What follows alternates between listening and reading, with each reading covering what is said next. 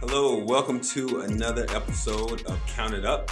I'm your host, David Haley. I'm the CEO and founder of Count to Five, where we help our clients manage inventory and assets more efficiently. Today, we have a wonderful guest, a good friend of mine, Tonya Hicks. Hello, Tonya. How you doing today? Hey, David. Glad to be here. Thank you. So I'm going to try to make sure I say all of your titles correctly. You are the president and CEO of Power Solutions, which is an electrical company. We'll get into that a little bit later.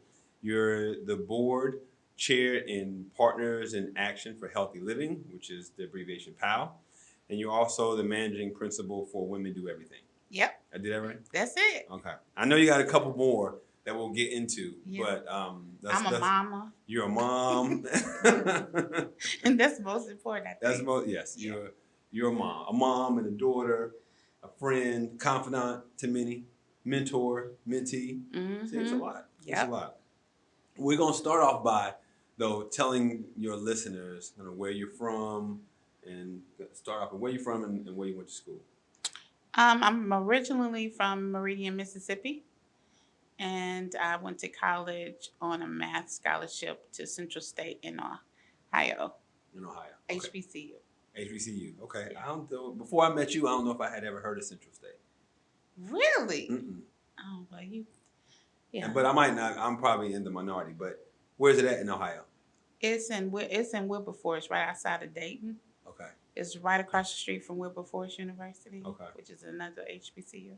So was it hard to go from small town Mississippi, going up 5-6 states to a place I'm sure you were not that familiar with? Without snow. Snow. I mean, even though it was a black school, still probably very different in the environment you were born and raised in. Oh, yes, most definitely. And the mentality, because it's from the south to the north. Mm-hmm. Yeah. So, yeah, it was a little hard being away from my family because I have such a big family and there's always somebody around. But other than that, getting over the snow part that was the hardest for me because we're not used to being so cold. Right. And walking to class and stuff like they ain't finna shut it down. You know, you waiting. Right. Waiting to cancel class. And right. You snowed 10 inches last right. night. So it's like, oh no. Well, it was no sense that business didn't slow down, school didn't slow down. Everything was still open. And so that was new to me. I got you. Yeah. So how did you, one of your first businesses that you still have today was Power Solutions. Mm-hmm. Now, how did you get interested in becoming an electrician, which is different than going to college for a math scholarship, right? Right, yeah. Well, after my sophomore year, at the end of my sophomore year, I was told by because I wanted to work for the Pentagon. Mm-hmm. I don't know if it was watching a lot of TV with my grandmama or what, but I wanted to crack codes and do all the kind of, top secret stuff with the Pentagon. Mm-hmm. And my professor at the time told me that they don't hire women to do that. Okay. That the best I could, I would better off being like a math teacher. Okay. And in my family, most of the women are teachers and nurses. And I'm like, I don't want to be a teacher. And so I came home for the summer. I worked on a construction site, an industrial construction site at a paper mill, and I saw the electricians using math all day, calculating loads, and I was like, I'm gonna do that. So I didn't even know it was supposed to be hard or it wasn't any women. I just decided I was gonna do that. Wow, that's interesting. That's funny. And so when you went back, because being an electrician is a different path, right? So I'm assuming you had to decide to be an electrician, get trained to be an electrician, and then do an apprenticeship under someone in the union. Or so can you talk about that a little bit? Well, so I decided I wasn't going to go back to college because I was like, well, they ain't teaching me nothing I want to do. I'm not going. Okay. And for someone that had completed stoichiometry, all three of my this is the first 2 years, everything. I avoided the English building like the plague. I don't even know I what did everything. I don't even know what stoichiometry is. That don't even sound like real math. And like even in high school, I had 100 average in chemistry. You know, it was just like everything in the science building I was going to do. My minor was computer science, so I learned how to write code in a similar language, which is machine language. But it was like for mainframe systems. So it was like, well, they ain't teaching me nothing now. I'm going to do. So I was let that go. I'm going to figure out how I'm going to do this. And so, you know, my mom was like, because it was a full scholarship at that. Oh, wow, so, okay. Like, well, you're going to have to figure out how to do it and not pay for it because we're not going to help you pay for it. So I found the IBEW, which is the International Brotherhood of Electrical Workers. And I took the test at the time. You had to take a test. Well, you still have to take a test. It's mostly like an aptitude test, just to make sure you mechanically inclined. You have to at least have algebra 2 or something. And the lady at the Department of Labor, she's like, "You made the highest in the history of on the test." And you know, it's kind of like, I want to do that. And so I became the first woman. After a 5-year apprenticeship in the IBEW, I became the first woman to be a journeyman electrician in the local and the first Black woman in the state of Mississippi. Wow, that's amazing. So when you say the local, that is the local chapter of the union? Yeah, the local union. Okay. The local union 917 in Meridian, Mississippi. And I actually, they graduated me 3 months before we graduated because they didn't want me in the pictures. Oh, wow. And so I'm assuming you were the first Black female, obviously. I was first female, period. Okay, first female, period. Yeah. And I'm assuming there weren't a lot of Black men either? Or? No. Okay. No. But definitely not a Black female coming through. No, and the union systematically, historically have kept women and minorities out of the unions because they're the higher paying trades. And so even after my second year, because you need so many hours to advance to the next year, the reason they would starve people out. So 3 women, which were white women, tried before me.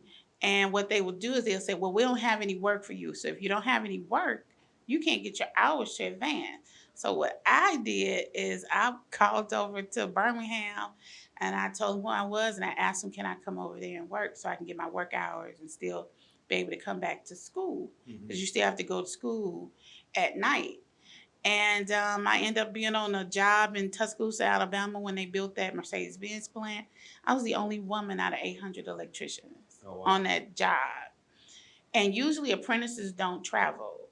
But because they were trying to keep me from getting my hours, I had to travel. I've traveled as far as Blythesville, Arkansas, which is not far from Missouri, in order to get my hours in to complete. And I'm assuming your local union didn't really know what you were doing, but you had... No, they knew. Well, they found...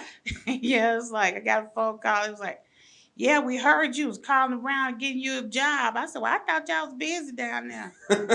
So I go get my own job. And that's what I did. It was... I don't know. I think at the time, you know how you young. I'm like 20 years old. Right. So 21 years old. So it's like you're fearless at that point. Right. And my goal was I was going to get my hours in. And I remember my 5th year teacher telling me, because it takes 5 years, he whispered to me, they promised me you wouldn't make it. Oh, really? Make it to my class, he said. But I'm glad you're here. Sit down. Okay. Yeah. Yeah, so it's one of them kind of things where you like, all along the way, I think God sent me people to help me. Right.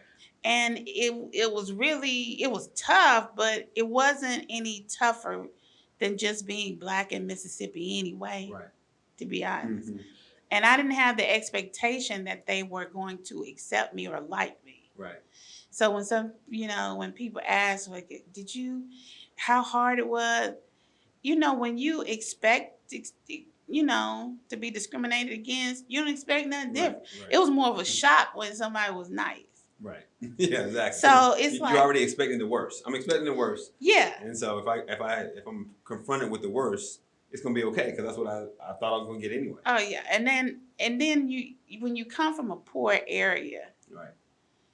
and you come from a tough area, so you kind of, I don't know, I was always brave enough to go Right. and hungry enough to stay. So they wasn't gonna tell me when I wasn't gonna get. I like that though. That's a quote. Yeah. Brave enough to go, hungry enough to stay. Right. Yeah, it's like, oh It yeah. is. If I'm gonna you write were that in down. between me and what I got to do, we gonna have to do what we got to do. Right. We're gonna back and figure out because I'm gonna Yeah. get there. And I'm so gonna get there. yeah, so they were like, Tonya, I just think you're crazy. And it's like, okay, Yeah. but we're gonna get this work. We're gonna do this work. Then. Yeah. Exactly. So being in business, I mean, having those obstacles early on, Mhm. and now you've been running Power Solutions for over 20 years, Mhm. and white, black, female, male doesn't matter. Not many companies last that long, right? Yeah, So that's true. what do you think sets you apart?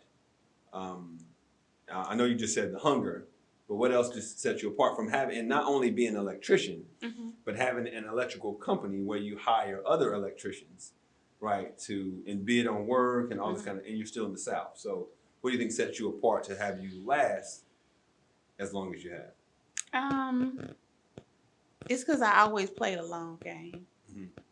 I think a lot of times people get in business and they go from one contract to one contract, or they go, from one opportunity to the next opportunity. I'm always thinking 10 years ahead. Right. And so having a minor in computer science and knowing and the experience of working on PLCs and writing, helping to engineers with robotics on assembly lines and stuff, it's like my mind is always further than what's happening today. Right. Right. And so you always should want to know why something is being done, not just how to do it. Mm-hmm. Mm-hmm. So you know what the next step gonna be. So I think that's more what it is. When we have when we work with people, it's not just for what the problem is today. It's, I want to know more about what what are you trying to do, Right. to help them get the best solutions, Right. and help them on a pathway to the future. Yeah, no, I think that's a great point. And we at Counterfy, we kind of do the same thing. You have to understand your customer, right? Yeah, And and where they want to go. understand what their goals are, Mhm. right? And so you're right. It's not about this one job that we're going to do for the next 6 months or 12, whatever that is. It's like, where do you guys want to be in 5 years? Where do you guys want to be in 10 years? And what their threats are, and what the current market conditions are. Mhm. And so if you know somebody's doing a project next year, you want to buy the wire at a certain price. So you Right. try to get them to lock their equipment in or their wire in at a certain price so it doesn't affect their job later. Right, right. Yeah. Save the money in the long term as well. Mhm. That's a good point. And so we talked about, well, we can talk about that now. Then you talk about, buying wire, buying other things for your company. Obviously, Counterfy is in the inventory and asset management world, where we help our clients save money through inventory and asset management. But being an electrician, having an electrician company, Mhm. you have to do the same thing, right? Your clients have wire, like you just said, wire, switches, Equipment, all kind of stuff. So how do you manage your inventory, which is, I'm assuming, can We be don't all. hold it. You don't hold it, and so Nope. they We have don't. it. Yep, they have it. We don't hold inventory. I had one particular client prior to us starting that had bought. Some sales guys sold them their kitchen equipment prior to their the building being built, Mm-hmm. because they had a commercial kitchen as part of their building. Well, when you purchase the equipment, the warranty starts then. Right. So a year later, when it was 2 years later, no, a year and a few months later, when they installed the equipment, their warranty had already passed a year, and you hadn't even used it. Mm-hmm. So just working with clients to help them understand that you need to negotiate certain things even when you're purchasing equipment. Right. That you will not, the warranty doesn't start until you take possession, not because you don't lock the price in. So it's just a lot of things that you can do to help your client, not only with their budget, just with the process of what it means to purchase.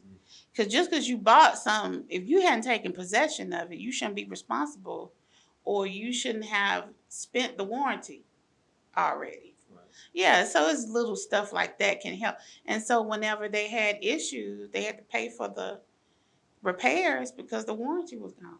Right. Yeah. And you don't have, and you have a list of many types of clients, right? So I know you work with churches, you work with hospitals, you work with other industrial type plants, like so you're utility companies. Utility companies, yeah. So you're client agnostic, pretty much, right? You're just saying, hey, you guys need electrical work, we can do it. Well, I used to be like that. I used to be. So now you can be a little more selective in who you. Well, I decided during the pandemic, I think it gave me time to think a little more. Not because we weren't working or nothing, but because you just started. It's like it's time to do what I really want to do, and money is not as important as you would think it would be at this point. It's like I wanted I think I started prior to the recession when I went non recession pandemic. It feels like a recession, but pandemic. I went international. So it's like after my son went to 6th grade and he could fix his own sandwich. I was like, I'm about to do this thing. You like, I tagged his daddy. He said, Dad, you tag, you it. And it was like I had just decided I was going to work on what I wanted to work on. And also like I said, during the pandemic, when people couldn't work, people weren't allowed to be on site and people were away from their buildings, you saw how more important it was for people to automate their buildings. Right. You shouldn't have to be there. It's affordable technology in place where you don't even have to do that. And the people that had those things in place actually have their systems weren't compromised because they weren't able to be on site. Right. Yeah. No, that makes. Yeah. So sense. I decided to focus more on building automation and my industrial clients and renewable energy, being solar powered and you started hydropower. Because you went to Singapore, right? Yeah, I'm opening an office in Singapore. In Singapore, right? Yeah. Which is amazing. In Amsterdam, if I'm not. I'm currently, I've been to Amsterdam and Hague.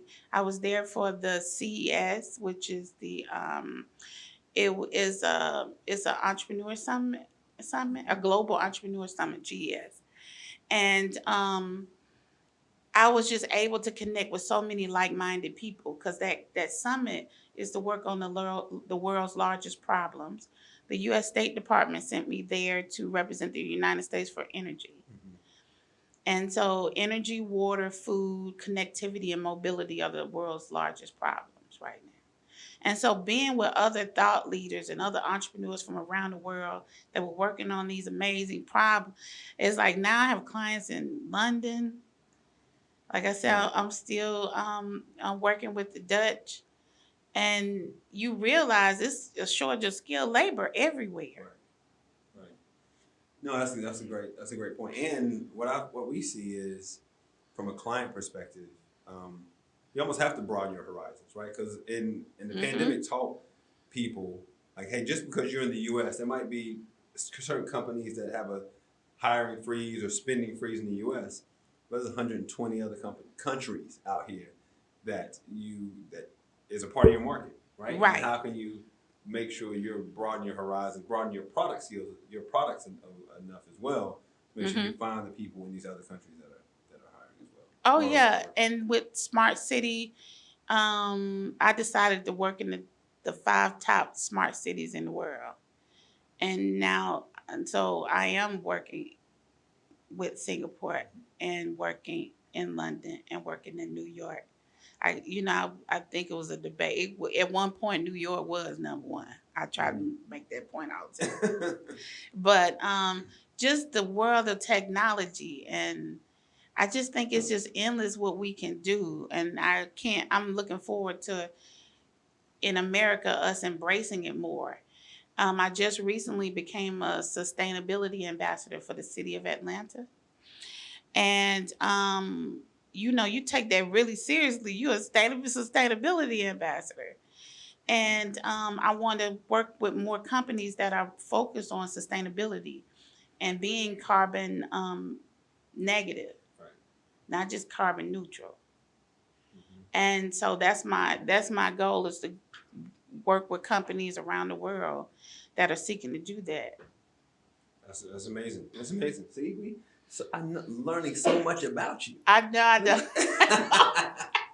I know. Well, Yeah. you can. In the inventory space, it's similar to us, right? When we were working on Iberia this last summer, part of what we do is making sure that our clients understand our airline clients what inventory goes on the plane, right? Mm-hmm. And what inventory does not need to be on the plane. Right. And so when we think about that, they automatically came to us and said, "You're helping us with sustainability because once you remove something off the plane, we no longer have to put it on there. It saves from fuel cost, Yep. It saves from labor, and it saves from the waste eventually, right?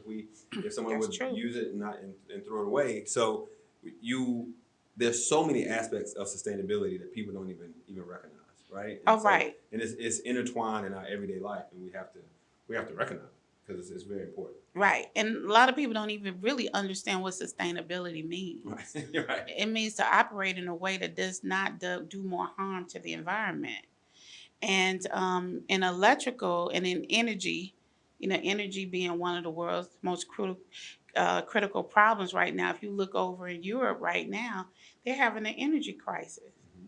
This is the winter time, and and people that don't weatherize their homes, or if they don't live in if they don't seek to conserve water or energy, it's really going to hurt everyone in the long run. So what you do in your house can affect my house. And we need to work with each other, helping each other understand how grandmama and grandpapa lived. Right. Like during the Depression, it's like we need to bring back some of this stuff so we can start, living better. Right. I think that's a great point. We have to make sure that we are one where everything we do affects other people, and it's not just us in a silo, which is very important. That's what the pandemic proved. Some have them over there in China, shut the whole world down. Yeah, that's true. Yeah. We all in this together. We're going to be in that. Right. Yes. So can we talk about a little bit about from you doing, in a sense, what you love to do, and Power Solutions running that, the press you received over the last, even though we can just talk about the last 12 months. I know you were in the New York Times last May. I think it was the article was "Field Dominated by Men. She's in charge." In charge for the electrical. I know, right? I hope everybody got that. Right. You were on the Drew Barrymore show. I think it was earlier this year, teaching her how to install a light. Yeah. And I think last year also you spoke to the Tory Burch Foundation, just about being a female entrepreneur and what it's brought you in your overall challenges. So, which one of those was your favorite, and then how do people find you? Like how did New York Times find you? How did Drew Barrymore find you? And it was so funny when I was in New York at the Tory Burch Foundation. She invited me back because I had spoke the year prior. Mm-hmm. And I was getting all these alerts on my phone. I actually had forgot about the article. Right. And it was on March the 5th. It's because it was on NewYorkTimes.com. Mm-hmm. And then I was in print on March the 6th. And so I thought I was doing something with a lot of other women. I didn't know I was gonna be the whole page. I would probably did some sucked in a little more or something. I don't know. I probably would have changed. You look good. You had your earrings on, had your necklace on, had your safety vest on. Well, I actually was on a real job. Okay. And they had been trying to get a picture of me for several weeks. I was like, look, I don't have time. You got to come down here and take a picture. So I was at a real site looking like how I look. And because I still wear makeup. I've been like that since I was an apprentice. Mm-hmm. I never feel like I had to look like them to work with them. I never felt like I had to even reduce myself, or I ain't even never try to even blend in. I just was never, that's not my personality. And so my energy is not like I'm gonna get with you. It's like you gonna get with me. Right. Right. And be happy that I showed up. Exactly. Yeah. So I'm blessing you to be here. that's how I felt. I just felt like I was here to upgrade them. I never felt You were being upgraded. no, I didn't.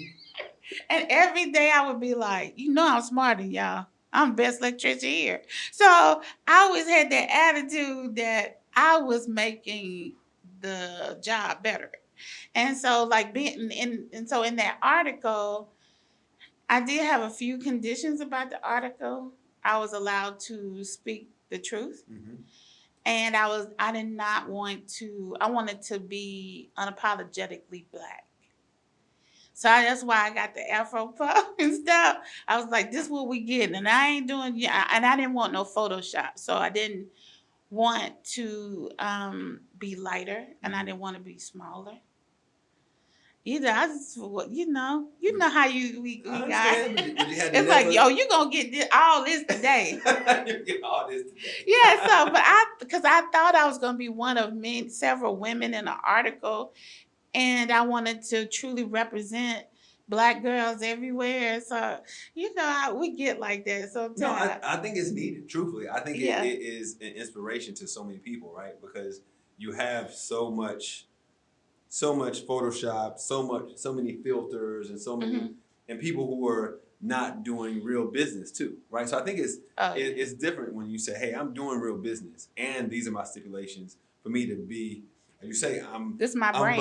I'm blessing you. This is my brand, right?" Y'all came to me and said, "I want to talk to you." Yeah, and now I ain't even think about it. They was like, "This is the New York Times." Okay, right. Well, I'm still blessing you. Well, yeah, and I wanted to also start the conversation. A lot of times, because women have advanced, people don't realize we're still hidden figures.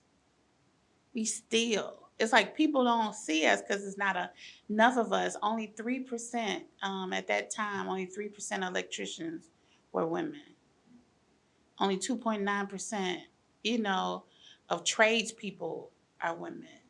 So it's so few of us that you don't see us. That's why I was like, well, this is what it is. This is what we do. So the lipstick being on and stuff, I wear that now. I mean, whether I'm on a job or off a job, I wear my pearls and everything. I just think we really need to think about the messages that we send when we show up. Right. No, I agree with that. I think, like I said, I think it's an inspiration to a lot of people because you always, especially coming out of going to a place that is male dominated, right? Mm-hmm. Especially the world of electrician, of course, is male dominated. Even in corporate America, it's male dominated, and we always feel like we have to fit in this cookie cutter. We have to talk a certain way. Our hair has to be a certain way. We have to wear certain shoes, whatever. And so just to be able to be your authentic self, I think is very important for the people above you and the people below you.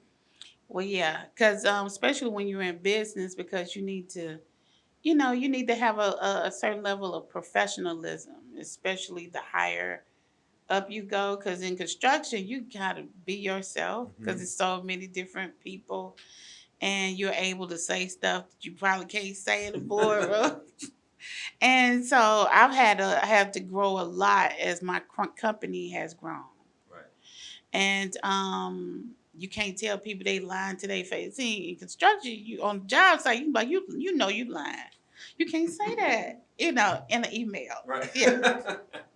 And so I thank God for my brothers that have been like, sis, you can't say that. Tone that down a little bit. So, but you got to be teachable. I think it's important to be teachable. No one knows everything, and you're not going to grow if you're not teachable. So, I mean, I think you've had to pull me to the side a few times. Have I had to pull you to the side? Yeah, you've had to pull me to the side. You like, Tonya, you know, I knew you were going, and you had this way of telling us, like, okay, let me dial it back. Let me dial. It's all in love. You know how we do. Yeah. But speaking of us and working together, like we worked together on a project at North Carolina A&T Real Estate Foundation, which was a great project we did this past summer. And what happened was A&T, actually, it was through a connection of yours that the project came to us, and they needed some, not really assistance, but they wanted to put their assets in a system, right, and make sure it was easy to search and have all the assets in the system. So use the Countify platform, and we knew as we started to review it that there was some electrical equipment that we didn't have the expertise to understand. And right, so that's why we brought in your team and we worked together to make that project a success. Yeah. Well, I would say they still needed assistance.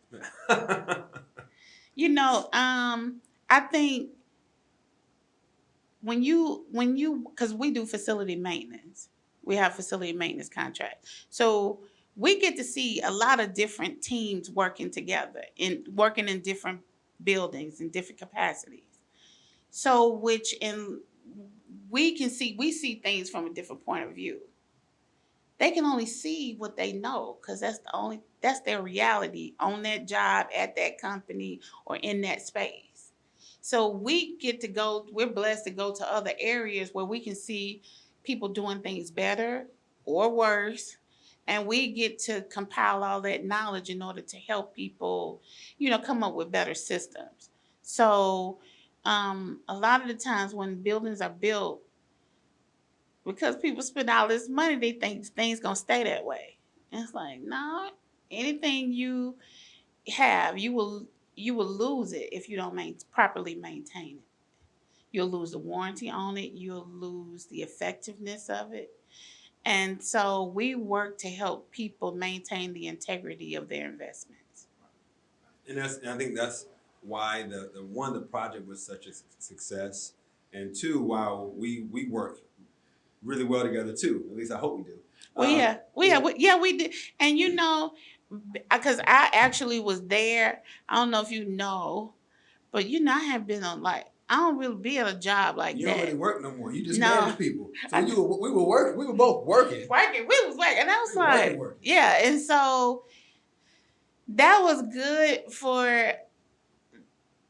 It's just a little different in our industry because the owners don't spend a lot of time with the employees like that.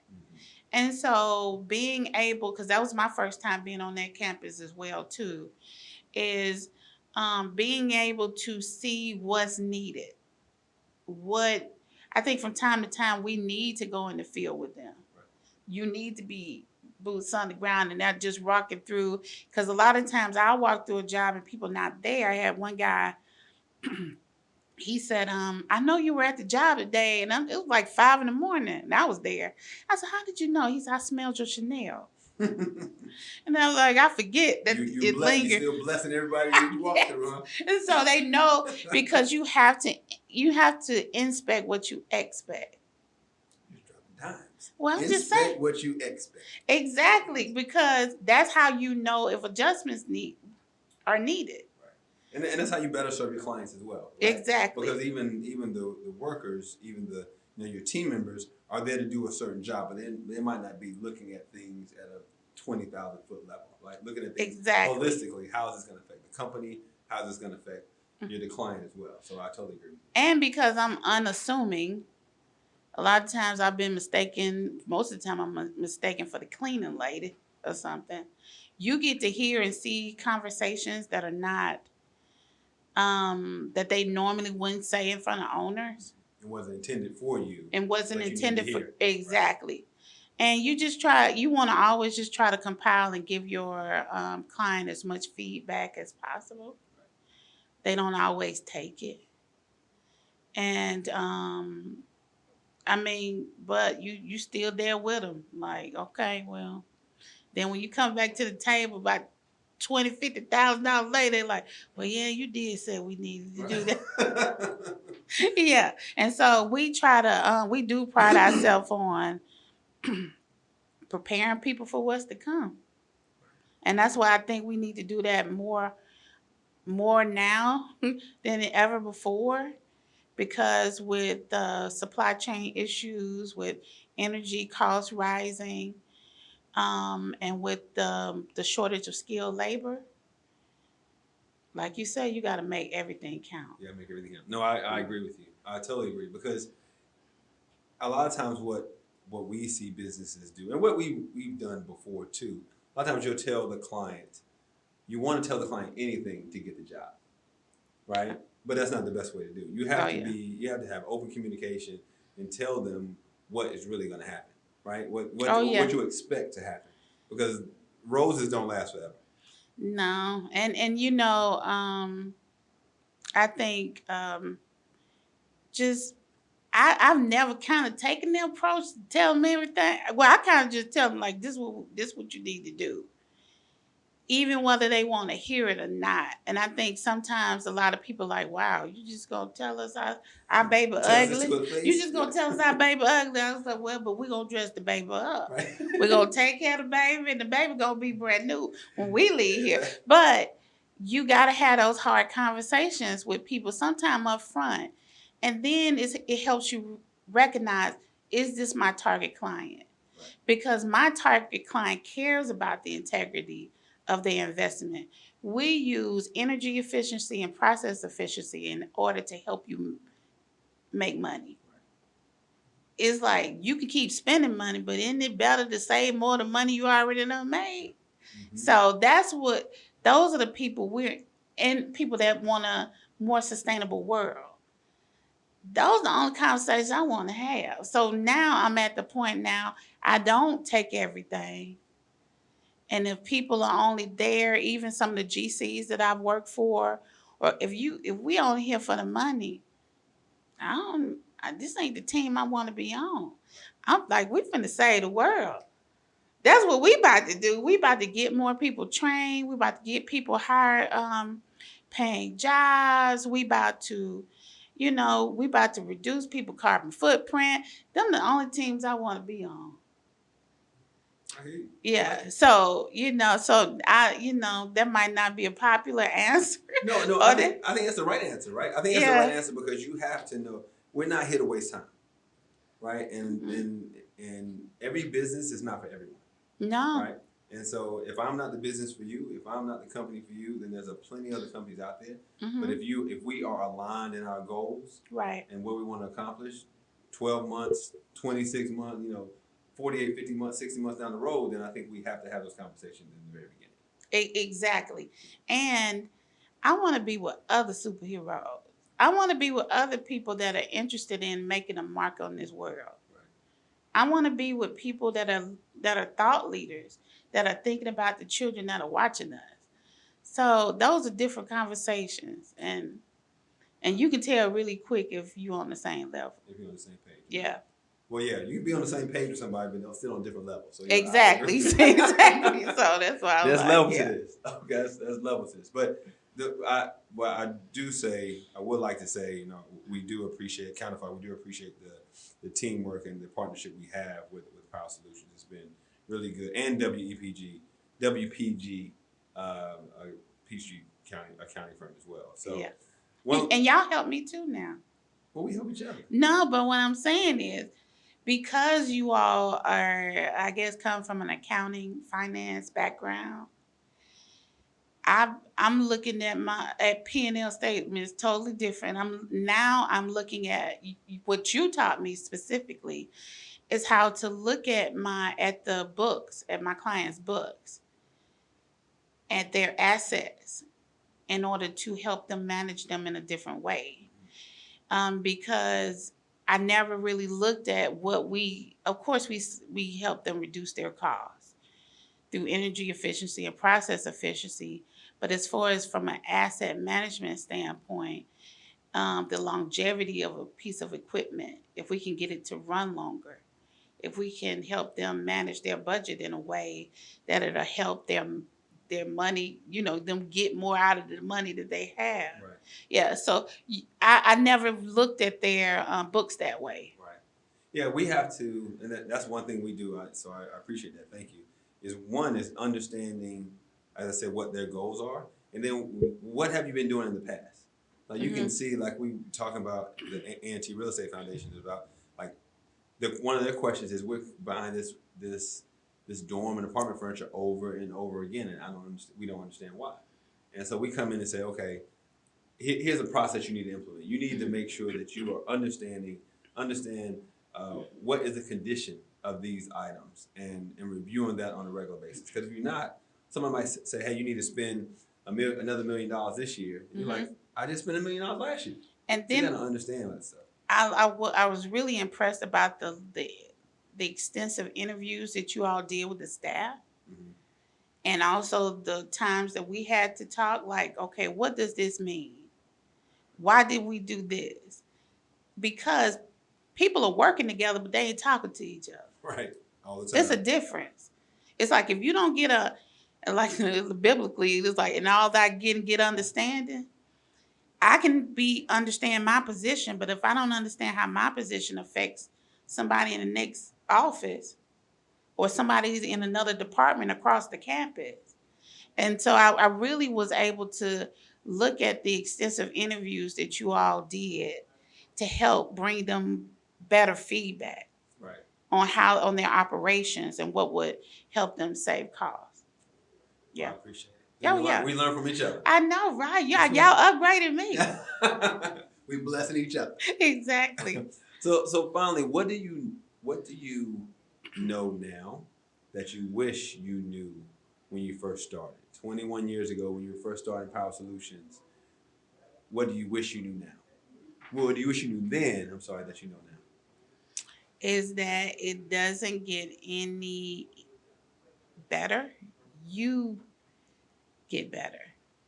It's like it becomes easier because you have developed as a person.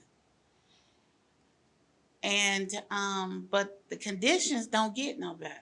The work is still the work. The business is still the business, and unfortunately, racism and discrimination it still exists. I really expected 2021 and 2022 to look a lot different than 21 years ago. And it doesn't.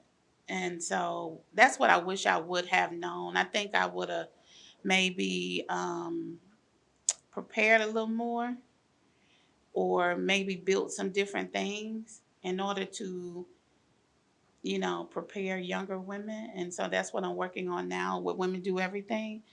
I turned into a technology company, but we're training women to go into male-dominated industries like construction, manufacturing, agriculture, automation. That's what I wish I would have started that much earlier. But so there's more. The goal is to have more Tonya Hicks, or more, just more women in these vocational fields or all type fields, right? Because I think it's not just union shops and electricians. It's also transportation and manufacturing. It's other male-dominated industries. I guess the world, but the United States is facing an unprecedented shortage in skilled labor. And the biggest shortages are in male-dominated industries because women are an underutilized commodity. And so, sometimes you don't know what you got that other people need. And so now I have a company out of California and also a company here. I have a meeting tomorrow about helping to customize their training in order to bring in more women and minorities. So I wish I'd have started doing it a lot much sooner, but here we are. Yeah. No, but you started, but I think that your first point is very prominent, very spot on. Like, the world, even as many advancements as that we have in technology, right? As many, we can regular people are going up in space now, right? Oh yeah. Regular people are just going up in space. You just have to have money to do it, but people are still people, right? And a lot of the challenges that we face today are some of the challenges that we faced 20, 30, 40 years ago that we would assume back then would not even be a question. Right. And I think one of the and just recognizing how I had a conversation with a lady the other day about the power of technology. And before in male-dominated industries, and even before the modern industrialization of the world, strength has always been attractive, physical strength. So men advance because you all have the physical strength. But now we're in the technology age and now the robotics age where that strength is not as valued as it was before. The physical strength. Yeah, now it's the mental and the technology that you can build. And so now we're competing on a different level to where women can now step up to do a lot of those things. Yeah, because it's not based on physical strength anymore. That's the point. Yeah. I need to write. We got about 15 quotes I gotta write down. I'm gonna steal them to you. No, This is that's mine. okay. This is mine. Yeah. You gotta inspect what Yeah. you expect. Exactly. I like it. Well, Tonya, thank you very much for being on Count It Up today. It's been a real pleasure. Yeah, I forgot I was on the show. Did you? Yeah, You talking I old felt like friends. at home. Hey, see, all we're missing is a couple drinks. I know, right? Next time. Yeah, after 5. That's about somewhere. Right. I'd like to thank everybody to tuning in to this episode of Count It Up with Tonya Hicks. Again, my name is David Haley. I'm your host, where we talk about entrepreneurship, innovation, and the sexiest topic of all, asset inventory management. Thank you again. Tune in next time.